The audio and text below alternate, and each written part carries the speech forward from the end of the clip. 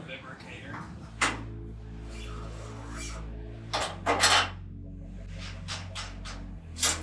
Is that enough energy for you? Damn, you've been gone for a hot minute.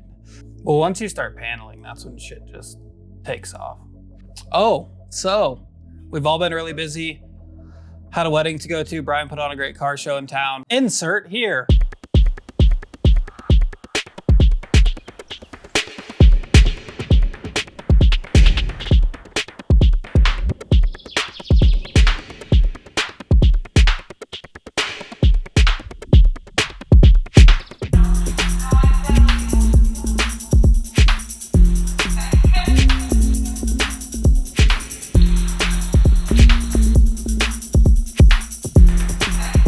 So today is really just gonna be an overview because we kind of got in a groove and we did a lot of work in the last couple weeks. So it'll be really cool to show you guys what we've been up to. Last time we talked, we were talking about the rear suspension setup, which now is almost done. We just have to do a little bit of clearancing for these, the rockers. But other than that, we have our central bag mounting plate. We have the tub is in here as well, as you can see. So we have our rear bags mounted. Everything worked perfectly, just how we wanted. The 2-to-1 ratio of 2 inches of travel equaled 1 inch of bag compression because these bags are pretty small. Also, right behind that, you can see we have our fuel cell mounting. We are going to be running a 15-gallon fuel-safe fuel cell. It's fully bladdered and it's like a racing fuel cell, so that looks really good back here as well. And then the obvious elephant in the room are these 2 giant bars that are now in the way. These are just extra support for the rear of the car. It really took all the flex out of the back end because technically this whole rear end is floating off of our main frame in the center of the car. And then there's just some finish work with these tubs, blend a few welds, and just get ready to start doing seam sealer, sound deadening, a little bit of undercoating. And then this whole center section of the car, we're thinking that we're going to be doing plexiglass because this is just too much cool work to have covered up. We were originally thinking of doing removable panels, but it would be really cool to do burnouts and see the smoke billowing through this plexiglass here in this rear end. Okay, so right in front of our rear suspension, you're going to start to notice a little bit of a theme with the car. We're working with minimal sheet metal tools, like as far as forming, like an English wheel or a planishing hammer or any of that sort of stuff. So Kyle actually came up with this idea in 3D CAD of creating compound angles and bends using triangles. And we feel like it's a really unique thing that I've honestly never seen somebody do firewalls and paneling in pretty much all triangles except for the tubs. So we really just ran with that theme. So behind the seats in the car, you'll see that these panels right here, they're all triangles that are all perfectly matched together and then fully welded. So it's extremely strong. It'll just create a good basis for the audio system that'll be getting put in this car eventually once we're done with interior and all that stuff. From the back of the car moving forward, there's quite a lot that's been done over here as well. Right below me, you can tell the transmission's finally mounted. So now we can measure for our drive shaft to be made and everything. Also, we removed the stock H-pattern shifter off this Magnum XL Tramac. And we'll be using a S1 sequential shifter, which we had in one of our Instagram reels, but we removed it because it's too nice to be in the car right now while we're still fabricating. So we just put the factory plate back on the top. Moving forward from there, you can tell we started calling this the scorpion back, because the triangles just get so aggressive and start waterfalling down. Don't judge the welds too much. All this has to be metal work, metal body worked and seam sealed, sound deadened, carpeted. So really, we're just trying to slap things together right now, and the fit and finish process will be extensive, especially when you're going from like single panel firewall to about a 45-piece firewall. But we think that the results in the end are going to be worth it. It's going to be a one-of-a-kind engine bay, and it'll really show off our unique style of building these cars. Also, when you look at, he'll show you a shot of the pedal assembly. We had to go with front-facing reservoirs because really we're working in such a small package that it wasn't really possible to have engine bay facing anything. So we have cabin-facing reservoirs for our clutch master cylinders and our brake master cylinders. And the cool thing about those is that with Willwood, you can have remote location reservoirs. So inside of our glove box, we actually put our 3 reservoirs, and then the caps stick out of the top of the dashboard for just ease of access for filling fluids and everything. And when you're working in this small of a package, you have to kind of become pretty creative with where you're putting things. So, I mean, we think it's pretty slick. The glove box still closes and then just gives more of that race car feel.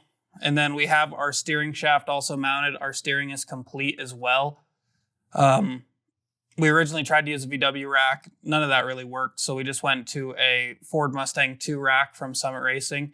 And then Sweet Manufacturing makes these collapsible steering shafts for like dirt track applications. So they come with a quick release.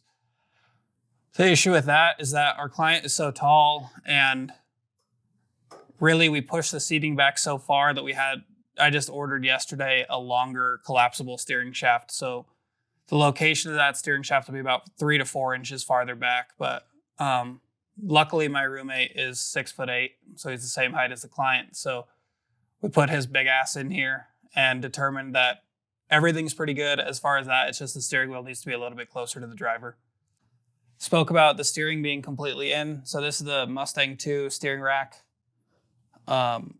Pretty heavily modified, like everything else. We had to shorten the tie rods. So this side was chopped about 4 inches, cut different thread size was put on it so that the C6 Corvette tie rod ends could be in. And then we sleeved over the top of them and fully welded them on both sides.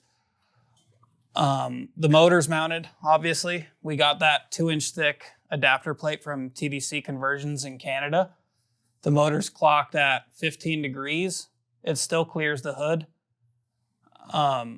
We had to weld a few U-joints together for this setup to clear our alternator and our pulley brackets and everything. The motor mounts are from TMR Customs. It's an off-road mount, so it's just a poly sleeved bushing because we wanted everything to be kind of sleek. And then we're also using TMR's interlocking tube clamps, but this is kind of a unique clamp that instead of being 2 pieces that key together, this is actually 2 separate pieces that slide into each other. So the lateral shear rate of that clamp is like negligible compared to a solid piece of pipe. I had those sitting on the shelf for about a year. I bought them because I thought they were cool, and then they finally became handy. This is still just a mock-up motor. We actually sent out, backtrack a little bit. This is a mock-up motor, but this isn't the exact motor we're going to be using, as in this is an ALH TDI, and we will be using a BEW TDI with all the parts from Darkside Development in the UK. We're hoping that the blocks are the same, considering the fact they use the same transmissions and the heads are interchangeable. We're hoping that our mounts on the block are the same, but if they aren't, that's just another 3D scan, and then we could just change our block mounts. So really, if the mounts aren't the same, they can be in the same location. We'll just need to create different mounting brackets to the block itself. I'm sure Brian will get some shots of them. They're pretty beefy, so we're hoping that they work. We also had a BEW valve cover sent to my friend AG Designs, Adam Gerard.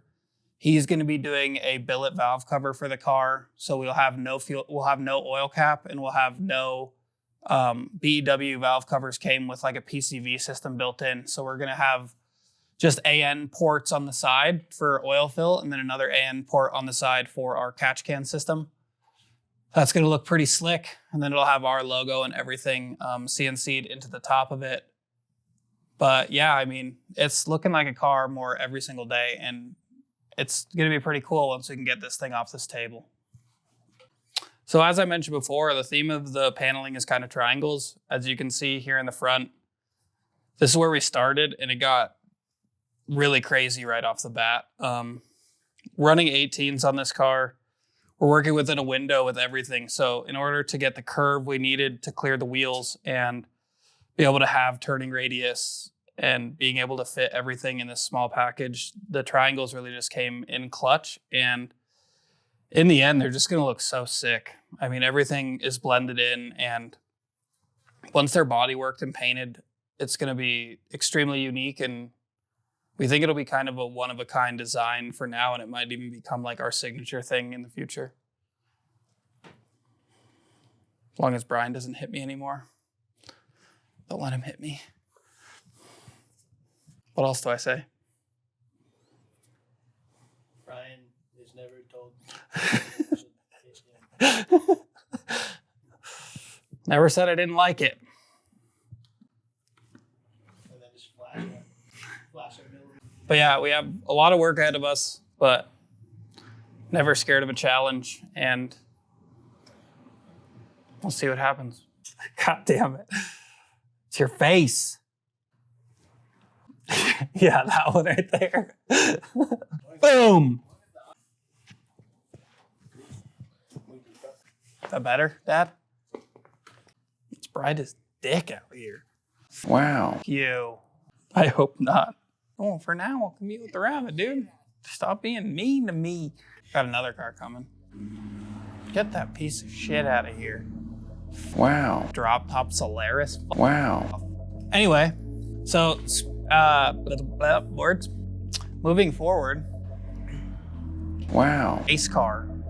Dude. Sick. What am I saying? What am I doing? What? So yeah, Where am I? When Brian gets his shit together, is that what we're saying? We really appreciate you guys following along with this. We obviously aren't big camera guys. This is all kind of awkward to start out with, but yeah, any support, if you guys share any of this, and if you follow us on Instagram at illegalspeedshop, like, it means the world to us for all of your support. So thank you guys for following along with this crazy ass build.